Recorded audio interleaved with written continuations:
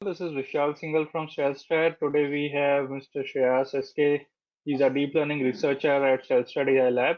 He's taking us through this important topic of sarcasm detection in news articles. This session is being recorded, so it will be posted on our Shellstrat YouTube channel in 2-3 days' time. Uh, and I suggest you keep sending your questions as they come to your mind. Uh, and you can get answers from him in real time. He's an expert in this area, and uh, look forward to uh, have a great session from him. So Shreyas, I'm transferring the controls to you. Okay, I will share my webcam. Go ahead.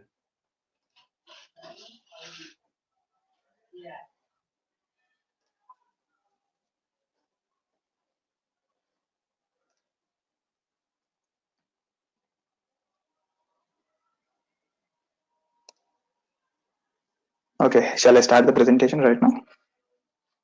Yeah, please go ahead. Yeah, okay. So, hi all. My name is Shreyas. I'm working as a machine learning engineer in HCL Technologies. So, I'm also a part of Cellstrat as a deep learning engineer.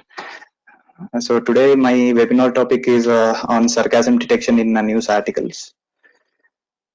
So after this presentation, I will also be giving a code demo. So the code demo, I will be showing the way the natural language processing has been progressed from bag of words, TF-IDF, as well as static word embeddings like glove. And moving on further, even I'll be showing the code demo on Flare API by using the stacked embeddings of Elmo and BERT. So so let me start with what is meant by sarcasm. So sarcasm refers to the words that mean the opposite of what you really want to say. So the main intention of sarcasm is maybe to hurt someone, or also it might be a joke. So why is it important to detect sarcasm? So the use case of sarcasm detection is mainly in Twitter. So in Twitter, many of them will be posting tweets which will be criticizing the government policies uh, by using sarcastic tweets. So many of the times, these sarcastic tweets will also tarnish the reputation of a company or a person. So in order to avoid all these things, even as well as to avoid the spreading of political hatred amongst the people, it is important to detect this sarcasm in Twitter and also to block it.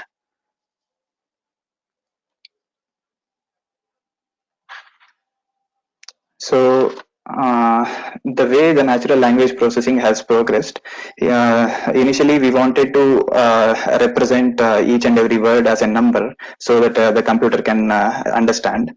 So the first progression in this way is one-hot encoding. So what is one-hot encoding?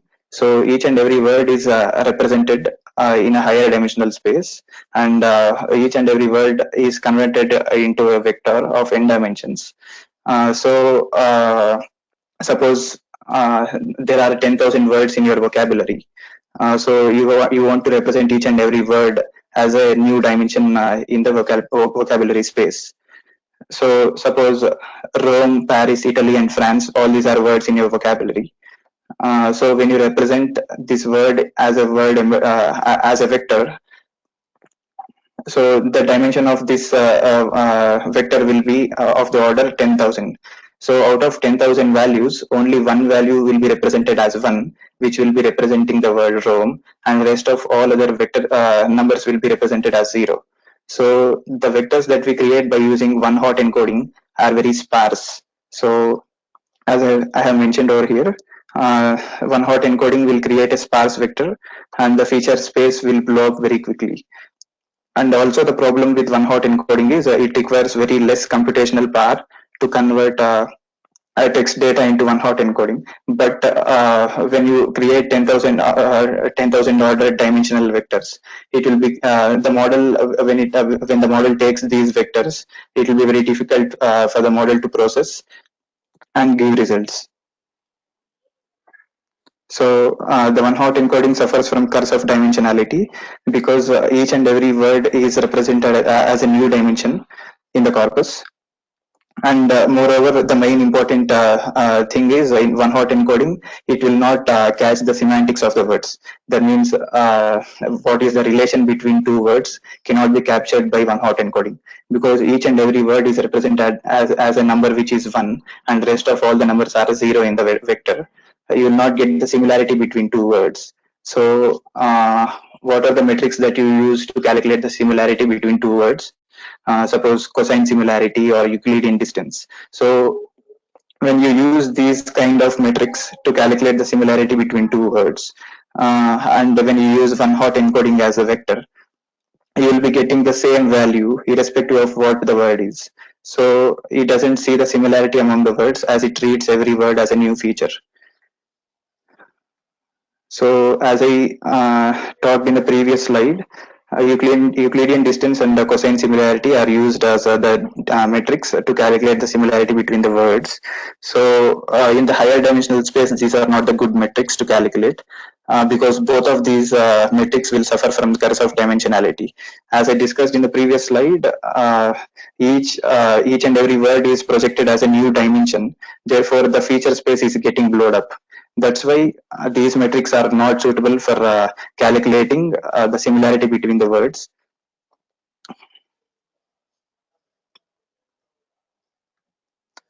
So the next progression was the statistical methods such as bag of words and TF-IDF. So in bag of words, what we are going to do is initially we'll create a vocabulary of words. So each and every word in the vocabulary will be unique to itself. So suppose there are 10,000 words in our vocabulary, each and every word in the vocabulary will be unique. So for every sentence in our document, we will be calculating what is the frequency of the occurrence of each and every word. Suppose these three are the sentences in our document. The cat sat in the hat, and the cat with the hat. So here, when you consider all these three sentences and find out the unique words in all these three sentences, these are the unique words in these three sentences. So after this, after creating the unique words, you will be calculating the frequency of each of these words. Suppose the cat sat. So here the word the is repeated one time, cat is repeated one time, and sat is repeated one time. Similarly, in this sentence, the word the appears two times and rest of the words will appear one time. Similarly, in the third sentence also. So even in this diagram, you can see the raw text and the bag of words vector. So these are the methods to convert words into vectors. So after converting the words into vectors, we'll be using machine learning algorithms such as a Gaussian naive Bayes in order to deal with the downstream task that we are dealing with. Suppose if you want to, suppose if the use case is to detect whether the email is a spam or not spam. So by using the bag of words vector, we will be calculating we'll be sending these bags of a bag of words vector into the Gaussian naive Bayes, and the Gaussian naive Bayes will be able to classify whether the particular email is spam or not. So the main problem with the bag of words is here we lose the context of the words used in the sentence because here only the frequency of the words are taken into account, but the language or the sentiment of the language is getting missed. So here we are only knowing what words appear in the document, but it is also important to know where they have occurred to extract the semantics. So here the context as well as the semantics of each and every word is getting missed because this is a statistical method. This can't consider the sentiment of the language. So the next method is TF-IDF. So the next method is TF-IDF, which is a term frequency and inverse document frequency. So the progression of TF-IDF with respect to bag of words is in bag of words, we will only count the number of times each and every word appears in the document. But in TF-IDF, what the extra thing that we do here is we will also calculate the frequencies. So what kind of frequencies are we calculating here? So we are calculating the frequency of each and every word that appears in a document with respect to all other words in the document. So by calculating the frequency, what extra thing are we going to know? So by calculating the frequency, here we can find out whether a particular word is a rare word or most frequently occurring word. So we need to differentiate between the rarely occurring words and the frequently occurring words. So term frequency will represent the bag of words concept, and this term frequency is being multiplied with inverse document frequency. Suppose there are 10 documents, and there is a very unique word which is which can be found out only in one document. Then what is the value of IDF?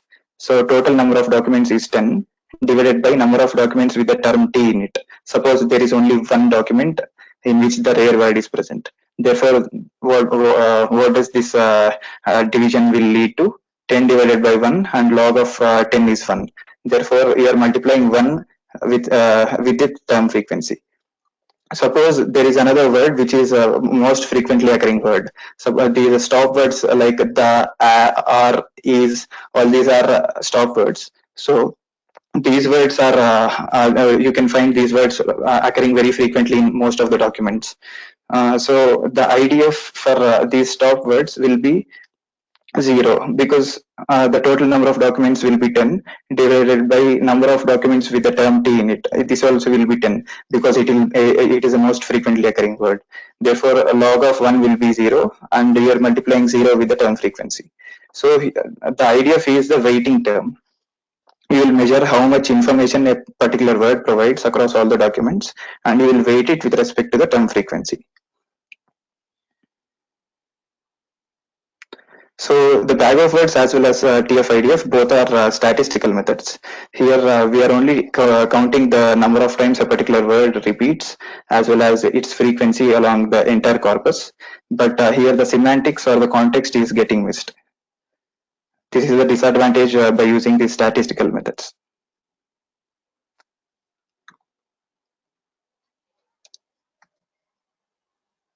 So the next progression with respect to the statistical models is a word to vec. Here word to vec is not a statistical model.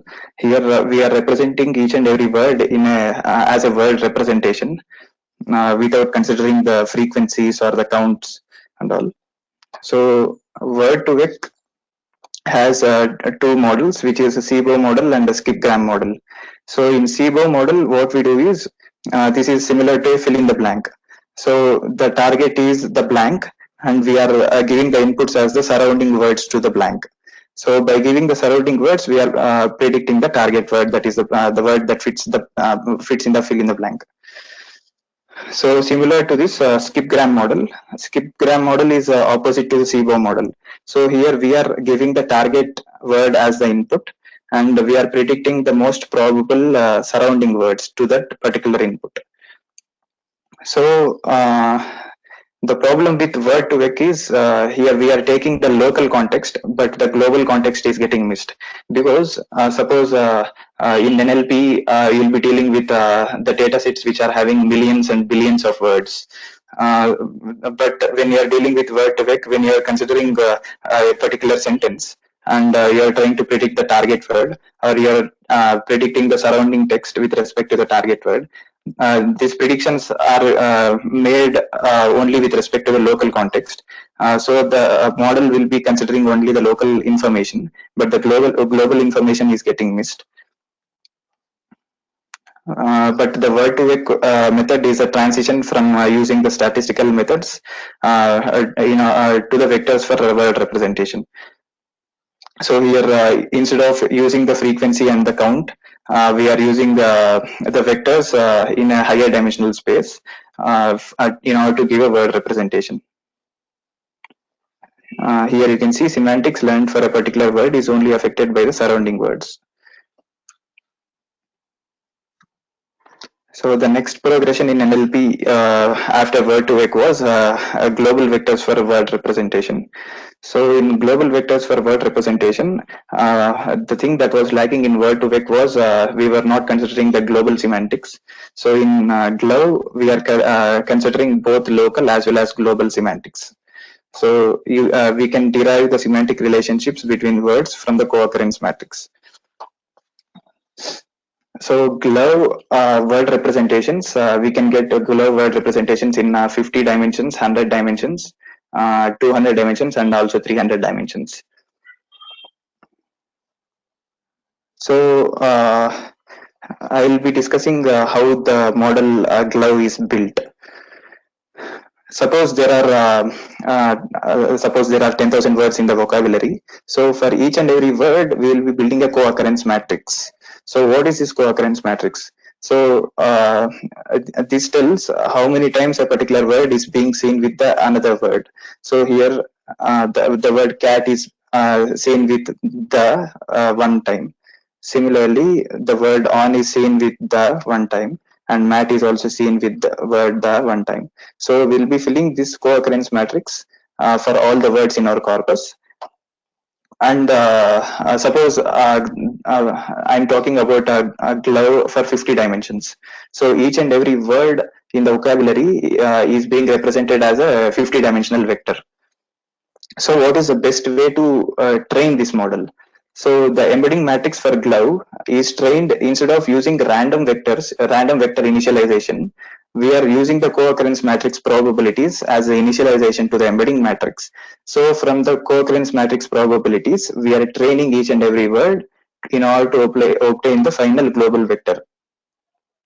So suppose these are the words. Suppose the word is solid, gas, water, and fashion. So what is the probability of seeing the word solid with ice? So it will be more when compared to the probability of seeing the word gas with ice. Since ice and ice is a solid, you will be having more probability of seeing a solid and ice together when compared to gas with ice or fashion with ice.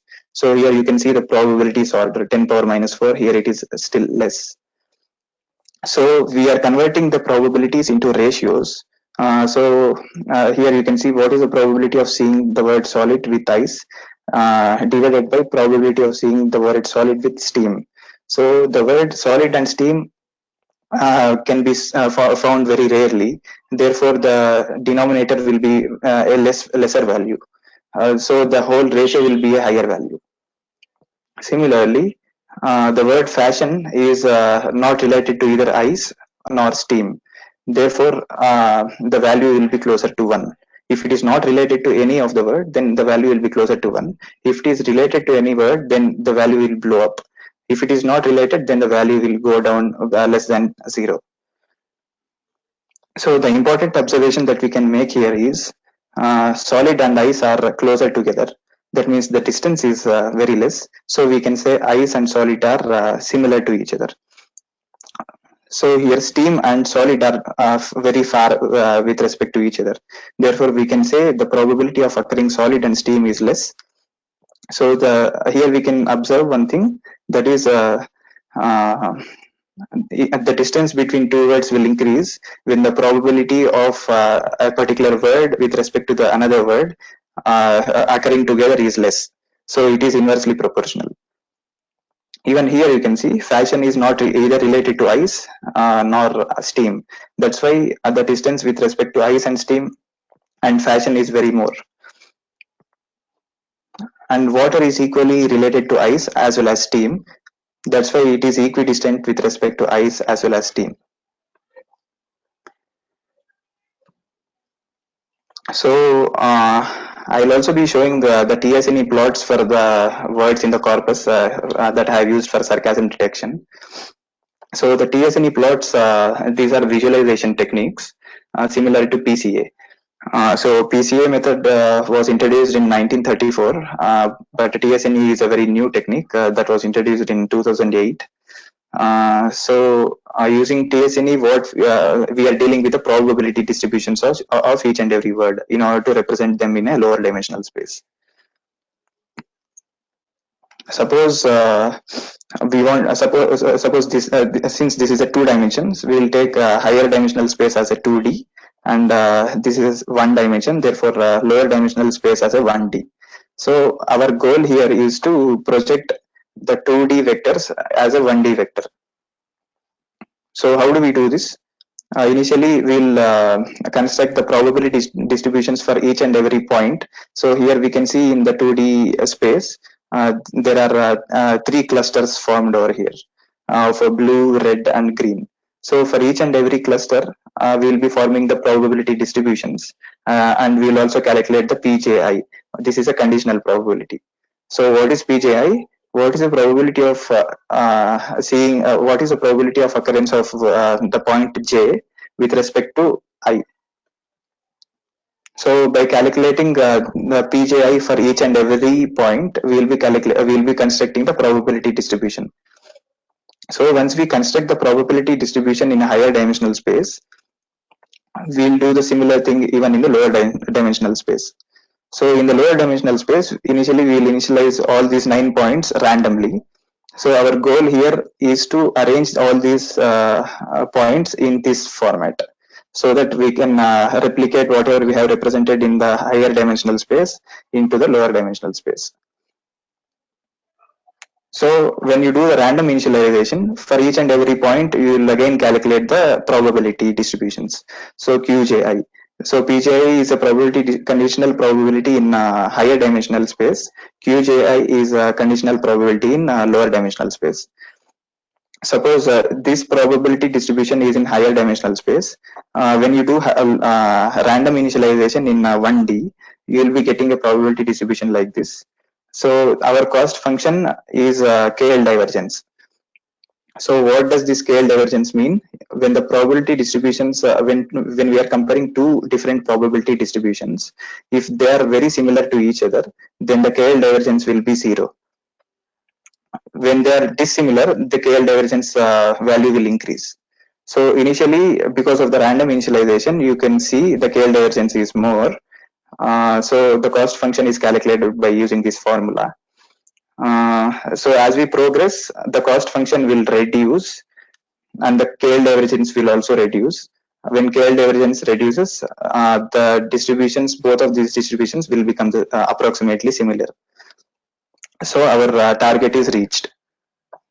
So this is a background in which TSNE works in order to give us visualizations of each and every word. So coming to Flare embeddings, as I discussed before, it was GLOVE. GLOVE is a static word embedding. That means irrespective of the context in which a word is being spoken, you'll be getting the same word embedding. But in contextual string embeddings, the meaning and as well as the context of each and every word is taken care of. Suppose here you can see these two are sentences: reading a book, please book a train ticket. So in this, the word book in the first sentence is a noun, and the word book in the second sentence is a verb.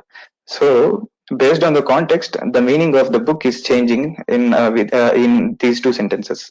When you use the static word embeddings like glove, you will be getting a same word embedding for the word book in the sentence 1 as well as in the sentence 2. But this should not be the case. So while you use contextualized string embeddings, you'll be getting different word embeddings for the word book in first sentence as well as in the second sentence based on the context. So how this is being done is each and every word is trained as characters. So here in this figure you can see George Washington was born. So each and every word is fed into the forward as well as the backward LSTM in order to get the word input word representation for the word George. So for every word, you are dealing with the character level embeddings. So once you get the character level embeddings, you are dealing with the downstream task. Suppose it might be a sentiment classification problem, or as it is represented over here, it is a NER.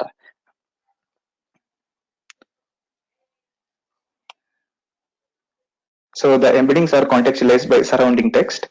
Same word can have different embeddings depending on the context.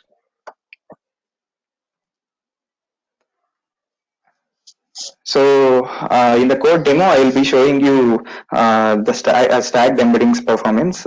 I have used Flare API, which is available in Python. So there is no need of downloading the word embeddings file for each and every dimension, because suppose in internet the glove representations are available, 50 dimensions, 100 dimensions, 200 dimensions, and 300 dimensions. So the 300 dimensions glove word embedding file is about 700 to 800 MB. So there is no need of downloading each and every embedding in order to train your model. Flare embeddings will provide already inbuilt embedding vectors. Okay. So this was a performance that I have observed by using glove embeddings. So here you can see the accuracy, training accuracy was 83%, testing accuracy was 80%. This was a training and testing loss. So without using the glove embeddings, the model is overfitting, and even the performance is very poor. Just after the first epoch, I am getting around 83 to 80%. So what is the performance with by considering the glove embeddings? So here you can see the model has converged well when compared to without glove embeddings. So here the training accuracy is 88% and the testing accuracy is 80%. Here I have used 200 dimensions glove vectors. So the next one is performance with the stacked embeddings. So I have used a Flare API and I have stacked a BERT as well as Elmo embeddings. So after doing this, the training accuracy is 89% and the validation accuracy is 86%. So when I consider the context, I am getting a higher validation accuracy when compared to not considering the context. So this is a comparison that I have made amongst the models: Bag of Words, TF-IDF, Glove, BERT, and Elmo. So when I used Bag of Words, the accuracy for the testing set I was getting is 72%. When I used TF-IDF and Gaussian MyBase, the testing accuracy was 66%. Glove embeddings, I am getting 80% validation accuracy. And by using the stacked embeddings with BERT and Elmo, I am getting 86% validation accuracy. So I have used all these methods in the way the natural language processing has progressed from initial days, by using the statistical methods and as well as the static word embeddings and contextualized word embeddings. So now I'll be showing you the code demo.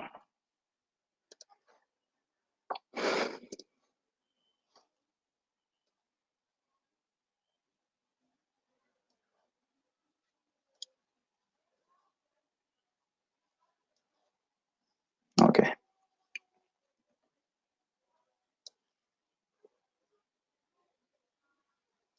Okay, so the sarcasm detection problem that I'm dealing in this webinar is a supervised learning problem. So here the input data set, what I'm getting is, I'm getting, this is from the news articles. There are two separate news articles, Huffington Post and as well as another one. So from these two news articles, Onion and Huffington Post. So this data set is built by using the sarcasm that is reported in these two different news articles. So the data set I'm having is included with the headlines of each of these news articles and the classification whether that particular headline is sarcastic or not. And this is the article link. So in order to build this bag of words or TF-IDF statistical models, I have done some pre-processing. I have removed punctuations and have lowered all the text and removed the stop words, because it doesn't matter even if we remove the stop words for statistical methods, because they are not anyways considering the semantics. So after this pre-processing,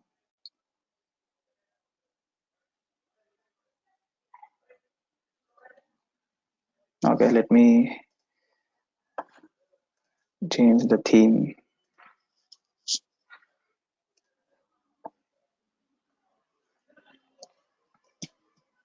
Okay, this plot shows the frequency of each and every word in the corpus.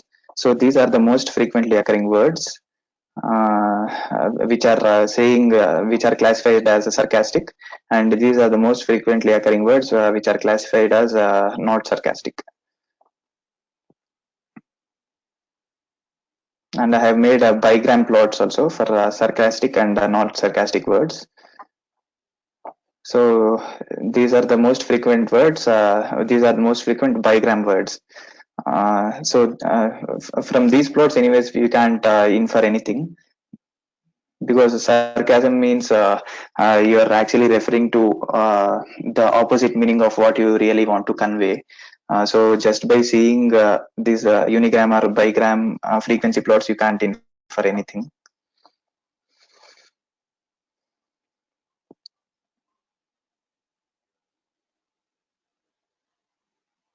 So as I said to you while I was giving the presentation, this is a PCA representation for word embedding.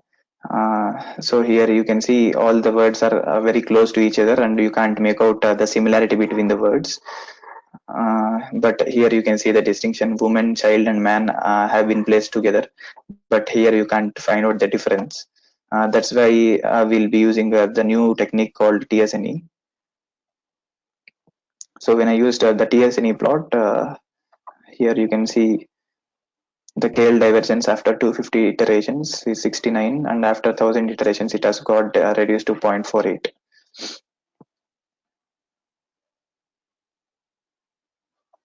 So here you can see how each and every word is represented very far from each other by giving you a clear picture. So here you can see report and study are together, find, make, get are together. Here also man, woman, and child are together, day and year are together. So based on the similarity between the words, these are represented in a TSNE plot. And American and Trump are also closer together. So when I use the bag of words model, in order to convert the words into vectors, uh, and I used a Gaussian naive Bayes. So this is the accuracy on the testing set, which is 72%. So here bag of words is done for unigram. So the next one I had done for bigram. Yeah, here you can see the n-gram range 1, 2. So here the accuracy on the test set was 70%.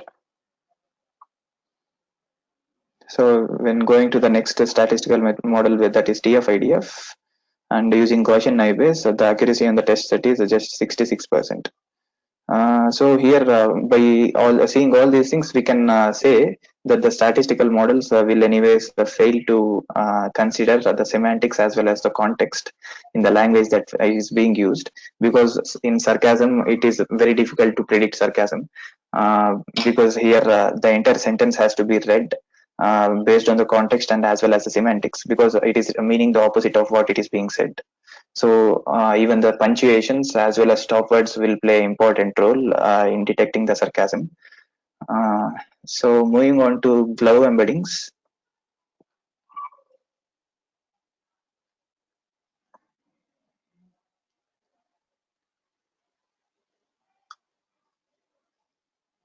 So moving on to glove embeddings after doing all these pre-processing stuffs. Mm, yeah, I have used maximum length as a 51, maximum length of each sentence, and 10,000 features. Embedding size is 200 I have used actually. And I have built an LSTM model, bidirectional LSTM, because here it is important to consider the context in the forward as well as in the backward direction. So this is the model architecture. So when I used a 100-dimensional word embedding, these are the number of parameters. Uh, so there are 128 units in the LSTM. Since this is bidirectional, there are 128 into 2, which is 256 units.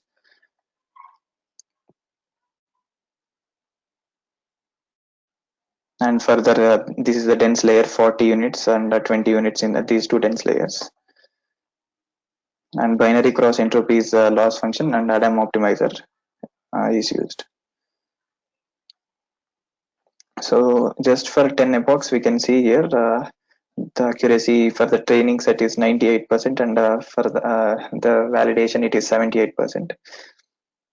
So this is a performance observed without using the glove vectors, without using the embedding glove embeddings. So what is the enhancement that we can observe after using the glove embeddings is, okay, uh, in the older versions, TensorFlow 1, this was the LSTM was represented as a CUDNN because these bidirectional LSTMs were being run on GPUs. This CUDNN, it is faster than a normal LSTM, approximately 15 times, and it is 54 times faster over CPU. So because LSTM takes long time during training the model, this becomes important during the deployment of the model. But what happened in TensorFlow 2.0 is this CUDNN was removed, and it was just represented as LSTM. But still, this LSTM in TensorFlow 2.0 runs on the GPU. So there is no need to import CUDNN, and it is anyways removed in TensorFlow 2.0. So here what I have done is I have downloaded a 200 dimensional glove embedding from the internet. It is around 600 MB file. So by using this glove embedding, I have trained the bidirectional LSTM. So here you can see only the LSTM. In TensorFlow 1.0, if you are using, you need to represent this as CUDNN LSTM. So by using the glove embeddings, the accuracy that I'm getting is 95% in training and 80% in testing. So without using the word embeddings, the model was overfitting. So by using the glove embeddings, the model has at least narrowed the gap between the training and the validation sets. So as you can see, whenever the loss is loss of the validation set is increasing, we'll take that particular epoch as optimized one, and the accuracy corresponding to that epoch is being reported here.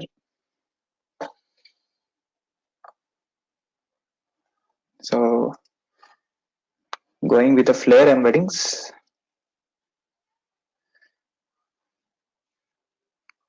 so here I did not do much pre-processing because flare embeddings, they are contextual, and in order to detect sarcasm, it is very important to consider even the stop words.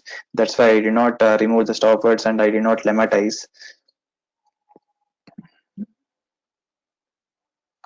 So here you can see the flare API has been imported, and I have used a PyTorch for this. So these are the list of embeddings that can be extracted from Flare API. Character level, stacked embeddings, Flare, BERT, Elmo, Flare is repeated again. Yeah. So in Flare embeddings, we have two separate ones, which is a Flare forward and Flare backward.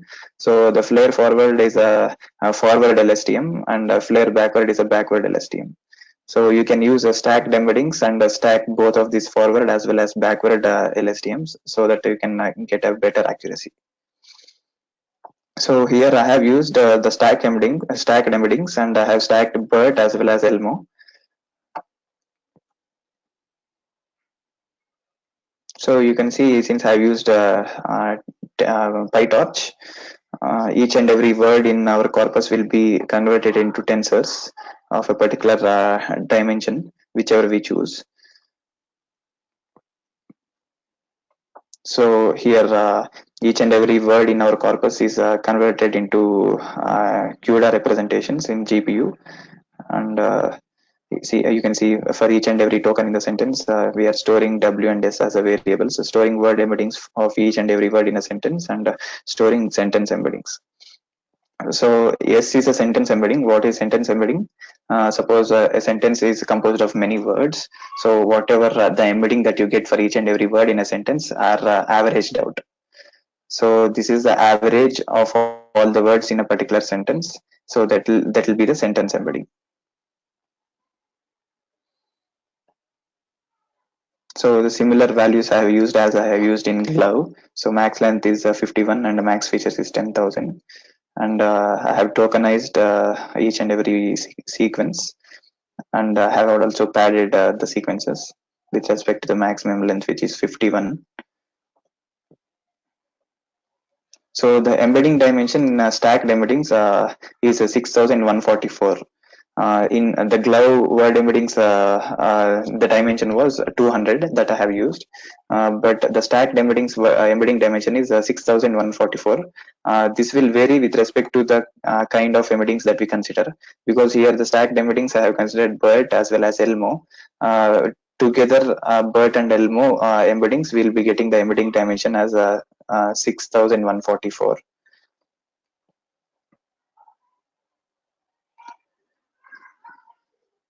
So I have constructed the embedding matrix, and I have created an embedding layer of the vocabulary size and embedding dimensions, and the embedding matrix as a weights. So a similar architecture I have used as I have used for Glove. So here you can see the number of parameters that you are getting, because in Glove it was only 200 dimensions. The number of parameters that you are getting is this number. But here, because of 6144 embeddings, you can see what is a very large number in the number of parameters. But anyways, these parameters are I have set to not trainable. Here you can see the trainable is equal to false. Therefore these parameters I have set not to train. And even here you can see total number of parameters, which is a sum of all these. And you can see the distinction in trainable parameters as well as non-trainable parameters. So the non-trainable parameters are these, which I have represented over here.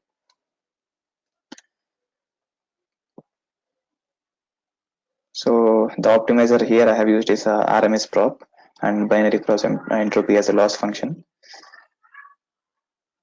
So as I showed you in the presentation, here you can see the model has converged well with when we compare it to the Glove embeddings, which is 200 dimensional.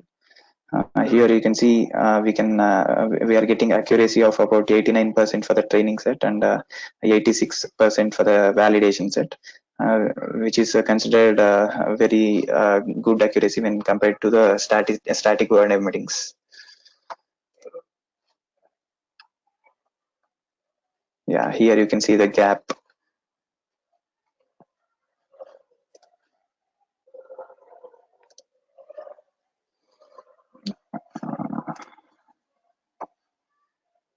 Yeah, so that's it for the presentation.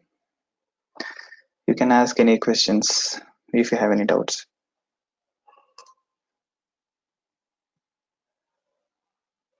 So, guys, any questions you have? This is a time to ask. I've already shared the CellStat YouTube link on which this webinar recording will be available in 2-3 days time. So Shreyas, you have another webinar coming up in May, right? Yes. So would you like to tell about it in short, in 2-3 minutes? I'll just see if any questions are coming. Okay, So, for sure. Yeah. Would averaging the word embedding result in loss of some context? Wait, where is the question? I'm not able to see it. No, so I'm asking you the question. Okay. Would averaging Okay. the word embeddings result in loss of some context? Yeah, in many of the cases, we'll be losing the information. But in Flare embeddings, what it is being done is, let me show you this. Where is it? Okay. No.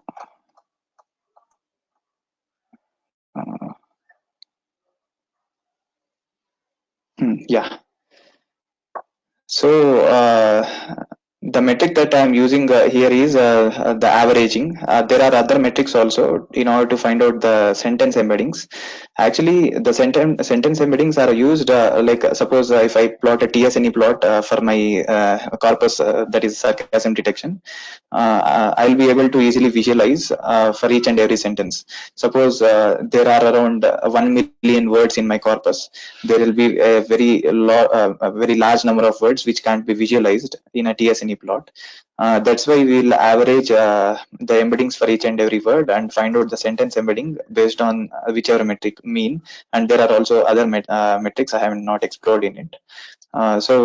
These sentence embeddings are just to visualize in a TSNE plot how it is appearing.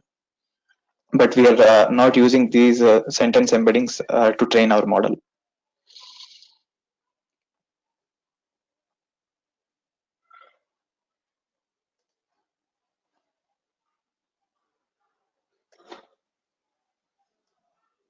Yeah. Any more questions?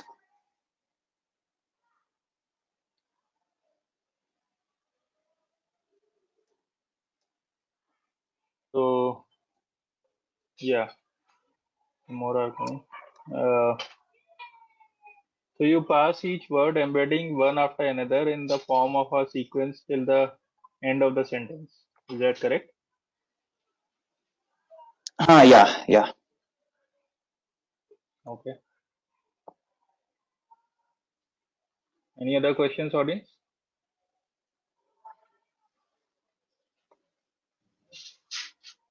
I'm not seeing any other questions. You can tell about your next webinar in May. Okay. So my next webinar in May is almost exactly 1 month from this date. So I'll be talking about interpretable named entity recognition using LIME or Elify. So the main thing here is most of the times many would have discussed how we are extracting named entity recognitions from a set of documents. But the main thing that we miss is explaining the model, how we are extracting the NERs, and suppose uh, you have got a client project. You are supposed to explain the client how you are extracting the NERs, how you are making the predictions. So to explain these deep learning models, I'm using Lime and as well as Elify to explain how these NER predictions are being made. Okay. So yeah, so I'm not seeing any more questions. So we would like to close it here. So thank you Okay. for the webinar today, and Okay. thank you audience for joining. And we are almost having one webinar a day these weeks, about five days a week. Look forward to see you in future webinars. Thank you, Shreyas, and have a nice day to all across the people. Okay. Thank you, Vishal.